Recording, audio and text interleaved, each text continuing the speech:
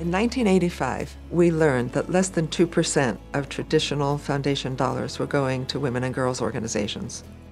Lucia Woods Lindley was an extraordinary philanthropist with the vision to start the Chicago Foundation for Women, and together with the other two founders and then many, many more other women, we did it. Chicago Foundation for Women has changed the way that people think about funding women's and girls' issues. They've made women's and girls' issues more legitimate and more something that we as a society, all of us, have to pay attention to and fund. I'm kind of a mean old babe because I don't take on things that aren't going to be a success.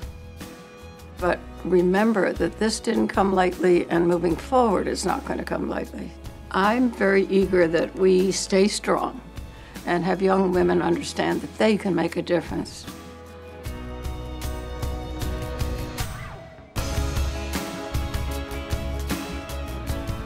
I'm inspired by our grantees who are persistent, who have innovative solutions to some intractable problems that are generations in the making.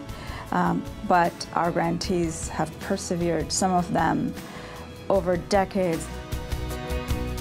The Chicago Foundation for Women was our first funder, and at Upnegard, the organization has grown from a small emergency shelter to house immigrant survivors of domestic violence. But Upnegard wouldn't be where it is today if it wasn't for the Chicago Foundation for Women.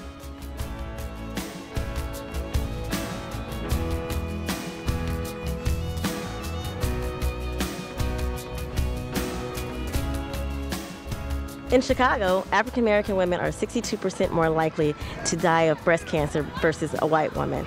The Chicago Foundation for Women allows us to come to Inglewood and provide the services that are much needed here in the community and other communities in Chicago. Definitely helps us to get the job done.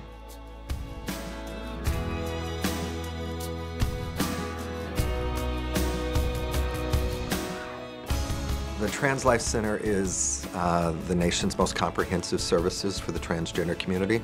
Out of every 10 people who come to us, 9 are women. Trans women of color have many, many barriers that go against them. Often they're kicked out of their homes as youth, and then after they get out onto the streets, there's not a lot of options for them. It speaks that Chicago Foundation for Women recognizes that trans women are an important part of the women's community and of the women's movement. So many of our staff have been able to be groomed through leadership academies that CFW has created and included us in. CFW has been really groundbreaking in terms of including disability, accessibility in terms of its grant making, in terms of its events, and if other foundations can look to CFW in terms of best practices, that would be the best thing in the world.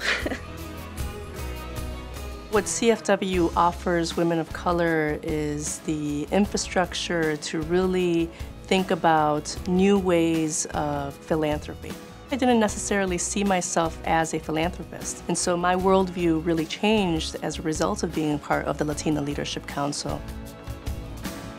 I had never been on the grant-making side of philanthropy. I've always seen myself as an activist who was in the protest, boots on the ground, and Chicago Foundation for Women has shown me that my activism can extend to the boardroom. My vision for women and girls is that they're leading exceptional lives, that they're safe, financially stable, and that they're healthy. If you have all that, then you can go anywhere. It's a pivotal time, and there's a great opportunity for leadership. There's a great opportunity for digging in on a personal level in your family and in your community. To have a healthy and vibrant society, we need to ensure that the next generation is prepared to pick up the baton in perpetuating that cycle of giving. For men to be involved in women's issues and to be fighting for pay equity and fair treatment across the board and allow for the forward progress of the full sum of us. Everybody should join in because it is so much fun and there is so much work to do.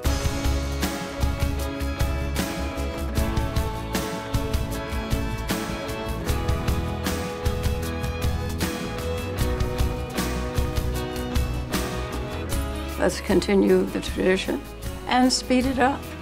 And speed it up. There's lots to do.